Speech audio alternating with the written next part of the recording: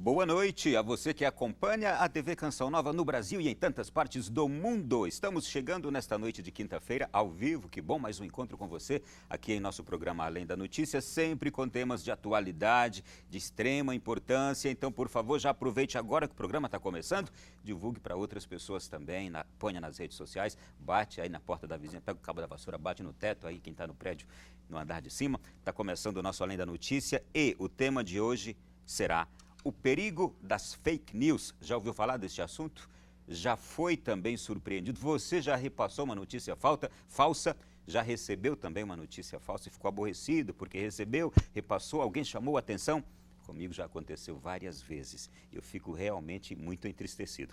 Mas vamos lá, nós vamos falar sobre este assunto que também é o tema da mensagem mundial, ou melhor, da mensagem para o próximo Dia Mundial das Comunicações que o Papa Francisco escreveu para reflexão em todo o âmbito eclesiástico, mas também em âmbito universal. É uma mensagem que faz refletir sobre o perigo das notícias falsas. Aliás, Francisco tem falado muito contra as fofocas. E aí ele entendeu que também as fake news são uma forma de fofoca. Então nós vamos aqui abordar o tema e, claro, com a devida abordagem do que está acontecendo em nosso país e, sobretudo, neste ano de eleições. Eu faço a seguinte introdução. Notícias falsas têm impactado os últimos debates públicos nacionais. O caso da vereadora Marielle e notícias internacionais como as eleições nos Estados Unidos, os plebiscitos sobre a saída do Reino Unido da União Europeia, o acordo de paz entre o governo colombiano e as Forças Armadas Revolucionárias FARC. E numa declaração conjunta sobre liberdade de expressão e notícias falsas, órgãos das Nações Unidas trataram dessa questão e apontaram que as fake news corroem a credibilidade da imprensa e interferem no direito das pessoas à informação. Há cerca de 6 meses das eleições gerais aqui em nosso país, nos encontramos diante de uma incerteza. Como combater e como nos proteger das fake news neste momento tão importante? Para falar sobre esse tema, eu quero receber nossos convidados especiais. Eu vou aqui começar já cumprimentando o Davi Emerich, jornalista, membro do Conselho de Comunicação Social do Congresso Nacional. Seja bem-vindo, Davi. Obrigado, telespectadores da Canção Nova. E, Ronaldo, vamos conversar sobre um tema que é muito importante. Prazer recebê-lo. Também recebo Miguel Matos, advogado, também membro do Conselho de Comunicação Social do Congresso Nacional. Miguel, boa noite e bem-vindo. Boa noite, muito obrigado pelo convite. E vamos falar só a notícia verdadeira aqui hoje. Bom, e a gente brincou, você até brincou agora há pouco, vamos dar sempre aqui a preferência por primeiro ao Davi, porque ele tem esse jeito de profeta, né? Claro. Nome e jeito de profeta. Mas não sou rei. Ô Davi e Miguel, eu já quero começar pelo seguinte. Como combater notícia falsa? E é possível combater notícia falsa hoje neste mundo em que todo mundo tem acesso às redes sociais, todo mundo se torna protagonista de qualquer informação? Davi, por favor. Ronaldo, eu diria que, já discordando um pouco da introdução, eu não colocaria as fake news como perigo. Eu acho que as fake news, ou melhor, notícias falsas, é um fenômeno que não é novo, é um fenômeno que a informação falsa, deliberada, e isso acompanha a humanidade há muito tempo. Então, o problema das notícias falsas no contexto atual que estamos vivendo no século XXI é a amplitude que ela alcança, porque aquele velho boato da cidade do interior, da pessoa no portão da casa, tal, ele tinha um impacto ali em 100, 200 pessoas, 1000 pessoas no máximo, claro que também fazia estrago. Mas com as novas tecnologias, com as redes sociais que alcançam milhões, ultrapassam as fronteiras nacionais, a notícia falsa ela passa a ter uma dimensão, um impacto de um tamanho e que elas começam a afetar a sociedade como um todo, começam a afetar as instituições. E o que é pior, na minha opinião, não é nem ela afetar uma eleição, que é muito grave, mas o pior das notícias falsas nesse contexto mundial que vivemos é a pedagogia dela na formação dos novos cidadãos.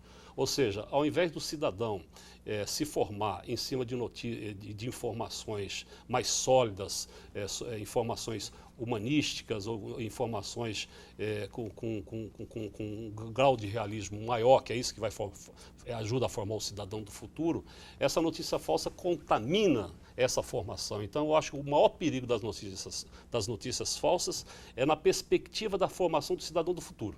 A base na qual o cidadão do futuro vai se formar. E não necessariamente no perigo que ela pode ocasionar para a sociedade atual, embora ela seja realmente uma coisa muito nefasta para todos nós. Tudo bem. Miguel, sua introdução. Não, eu também, uma belíssima explanação do Davi. De fato, nós temos que pensar no futuro. Mas a colocação sua, Ronaldo, no começo, sobre a preocupação com a eleição, ela é muito presente e ela é muito atual, porque nós podemos ter uma turbação na vontade popular. Isso é um caos. Nos Estados Unidos, nós vimos que isso está quase comprovado que de fato aconteceu. O que nós temos que ter em mente, assim, quando você fez a introdução, você falou que o boato era a fake news. Era um nascedouro do fake news. De fato, os boatos... É a mesma coisa, a fake news é um boato. Mas tem um grau de diferença nas fake news. As fake news são notícias fabricadas para isso e que agora, com o advento da internet, nós estamos vendo a capacidade de se multiplicar. Isto é, há um mal deliberado ali. Deliberado, isso é muito importante ser colocado, porque para não se confundir com notícia que está um pouco equivocada ou notícia até que foi produzida de um modo errado, ou que a fonte errou, ou que no jornalismo acontece o erro. O valor do jornalista é depois reconhecer, pedir desculpa, refazer a matéria, consertar o assunto. E é até bom você citar para diferenciar fake news de erro. Sim, e ele ser responsabilizado pelo erro. Sim. Agora, a fake news não tem dono, não tem alguém que fez. A fake news é uma produção, muitas vezes anônima, com uma aparência de veracidade muito forte, isso é muito importante. E as pessoas, quando recebem uma fake news, a fake news é direcionada para ela, para o gosto dela. Então, nos Estados Unidos, o que aconteceu é que com as informações todas que as pessoas tinham de tecnologia, a fake news era, por exemplo, se a pessoa gostava de peixe, a fake news era feita sobre peixe. Se ele gostava de arma, a fake news era feita sobre armas. Então, isso é muito importante. As pessoas tem que ter um desconfiômetro muito grande na hora que encontra uma fake news. Então, é preciso a gente primeiro definir o que é fake news, para poder começar um trabalho e até a nossa discussão aqui sobre isso. Bom, gostei já das primeiras explanações, esse perigo da deformação do caráter do ser que está sendo gerado para o futuro. Mas agora eu pergunto, quais instituições devem agora se apresentar para fazer este combate? Quem deve se apresentar e combater isso? Não sei quem começa, se ele ou eu, mas vamos muita vontade. Eu acho o seguinte, que isso é uma responsabilidade de todo mundo. Eu acho que ninguém pode ficar fora disso, as religiões, os cidadãos individualmente, as instituições de modo geral, a justiça, o Estado nas suas 3 esferas. Eu acho que isso não é uma responsabilidade de um ator único da sociedade, nem de atores coletivos e não só de atores individuais. Isso é um conjunto. Eu acho que você tem de atacar isso em várias frentes. Hoje, o que se fala muito, se trabalhar muito no campo da educação. A Unesco, por exemplo, tem debatido muito essa questão. Você levar esse debate da fake news, da notícia falsa, da notícia verdadeira, o que é uma informação, para dentro das escolas. Agora, o que se coloca mais nesse momento, eu acho que nós temos 2 frentes muito claras. Primeiro, eu acho que nós temos de ter uma militância. Aí eu conclamo, por exemplo, os partidos políticos que têm uma militância, que tem jovem, ele tem de mobilizar a sua juventude. Eu estou falando para todos os partidos políticos, a direita, ao centro, à esquerda, as igrejas têm de mobilizar a sua juventude para militar, além da militância específica que faz na sua área de trabalho, tem que se tornar um militante da notícia verdadeira e contra a notícia falsa. Eu acho que isso é um trabalho que os entes coletivos, independentemente do que seja partido, religião, uma empresa pública, tal, funciona. Todos têm que ser instados individualmente a ser um militante da notícia, contra a notícia falsa. Ou seja, receber uma notícia falsa, imediatamente falar é mentira. Ou se não sabe, vá pesquisar no Google ou em outras ferramentas que logo ele vai localizar que aquilo é falso. Então você tem que ter uma militância de cidadão medida aos milhões, porque é essa militância que vai também trabalhar na formação desse caráter que eu falei no início. O outro, que aí tem uma resistência muito grande que a gente pode discutir, é no sentido do combate mesmo, combate do ponto de vista judicial, no sentido de criminalizar, que há uma resistência muito grande em relação a isso, e não é resistência de quem produz a notícia falsa que não quer esse combate. Há resistência de muita gente que está ganhando dinheiro licitamente, para combater a fake news e que não quer uma normatização maior, porque ela ganha dinheiro com isso no sentido de trabalhar, porque, por exemplo, essas empresas de checagem, né? Elas trabalham todas honestamente. Essas empresas não têm tanto interesse em ter uma normatização maior para combater a fake news, porque elas já estão fazendo. Então, você tem esse problema aí. Os grandes provedores, as grandes redes sociais, por exemplo, Google, Facebook, nos Estados Unidos, eles estão começando a concordar com alguma normatização. Mas quando vem para o Brasil, eles dizem, a gente não pode mexer em nada, deixa do jeito que está, que o futuro vai resolver isso. Não. O futuro vai resolver isso, eu acredito que o futuro vai resolver isso. Mas no plano coletivo, no plano do Estado, a gente também precisa de alguma normatização a mais, embora já temos muitas normas que já permitem algum combate até eficiente às fake news, mas eu acho que a gente tem que trabalhar uma normatização para que o Estado brasileiro e a democracia consigam se impor a essa maldade, que isso é uma maldade, que é representado pelas notícias falsas. Eu não perco as esperanças de que é preciso que haja esse primeiro combate que você falou, Davi, mas justamente quem provoca a notícia falsa já é por essa corrosão no caráter, não é? Então, aí se torna importante este outro combate no campo jurídico. Mas a gente sabe dessa necessidade de que aqueles que preservam o caráter, que lutem, que combatam isso à medida do seu possível, do seu alcance, não é? Bom, mas aqui eu quero trazer uma outra questão agora. A gente falou agora há pouco sobre a questão do Marco Civil. Eu pergunto aqui, o Marco Civil da internet, ele tem alguma forma de combater essas notícias falsas, esse que nós temos em vigor no país? Tem alguma coisa aí estabelecida? Ele já tem mecanismos, né?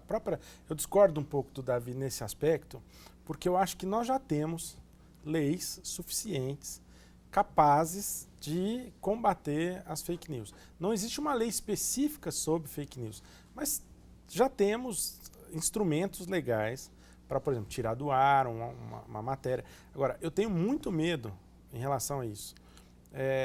Eu tenho pavor até de qualquer coisa que possa parecer uma censura. Então, é isso que eu disse no começo, que a gente tem que definir o que é fake news. E muitas vezes não é fake news, é uma notícia equivocada, que merece uma repreensão, que merece alguma coisa, mas não tirar do ar. E hoje, no momento político que nós estamos vivendo, se qualquer um achar que vai poder arrumar um instrumento legal para tirar do ar uma notícia, todos vão querer, porque ninguém vai tudo que desagradar a pessoa vai ser uma fake news. Então, eu tenho um certo receio com relação a novos regramentos sobre isso, sobretudo nesse momento, né? Mas justamente o grande alarde hoje mundial quanto a fake news é o que aconteceu nas eleições americanas, é o que aconteceu lá no Reino Unido, e nós estamos aqui às vésperas de eleições, em que, e segundo as reportagens que a gente acompanhou sobre essa matéria, elas são produzidas tecnicamente. Sim. Então, vai ser preciso... A tecnologia traz o bem e trouxe o mal nesse caso, né? Vai ser preciso ali um plantão, algo que seja feito para se combater isso. A quem compete isso? Como fazer esta separação do que é verdade e do que é falso? Ronaldo, retomando um pouco o que o Miguel coloca, a gente não tem uma divergência grande sobre isso, não. Eu também não sou nenhum partidário de uma regulamentação estúpida do tipo prende, arrebenta, censura. Claro que não. Tal. Não sou a favor disso em hipótese nenhuma. O que a gente tem de analisar é o seguinte, já tem algum arcabouço legal no Brasil. O Marco Civil da Internet é um deles. É um excelente marco regulatório, ele é importante, mas em alguns aspectos ainda é insuficiente. Agora, quando você pega países como a Alemanha, como a França, como a Inglaterra, mas principalmente a Alemanha e França, que nós não podemos questioná-los do ponto de vista democrático, né? Quando esses países colocam esse debate na mesa e começam a adotar atitudes concretas no sentido de penalizar e algum pequeno marco regulatório, maior ou menor, pequeno não, maior ou menor, é sinal que alguma coisa ainda está faltando. Então eu acho que quando eu falo em normas legais para se combater isso, eu não estou dizendo em criar arcabouços que asfixiem a sociedade. Sou contra qualquer decisão de Estado para retirar qualquer coisa do ar que não passe pela justiça. Eu acho que tem que ter sempre decisão judicial. Não se pode dar autoridade para um delegado de polícia, para um juiz federal, um juiz no município, um juiz nos estados. Não se pode dar nenhuma autorização para que pessoas individualmente, o juiz sim, porque ele julga, mas um delegado de polícia chega tira do ar, não pode. Ou seja, qualquer norma legal tem de ser absolutamente democrática e legal. Ou seja, você não pode, isso tudo tem de passar pela justiça. Inclusive, esse debate nós estamos fazendo no Conselho de Comunicação Social. Já apresentamos com a minuta, temos uma comissão de relatoria discutindo isso, porque já temos perto de 15 projetos no Congresso Nacional tramitando sobre esse tema de regulamentação. Alguns até meio assim absurdos, no sentido do aprende, arrebenta e multe. Não é? Então, o Conselho certamente vai se manifestar sobre isso, mas um pouco nessa perspectiva. Se há necessidade de um rearranjo da norma legal para se combater, que façamos, mas nunca pelo prisma do autoritarismo, da retirada de informações e no sentido de trazer prejuízos ao conceito de liberdade de expressão, porque isso é um bem máximo da sociedade brasileira que a gente não pode permitir que ele seja atingido.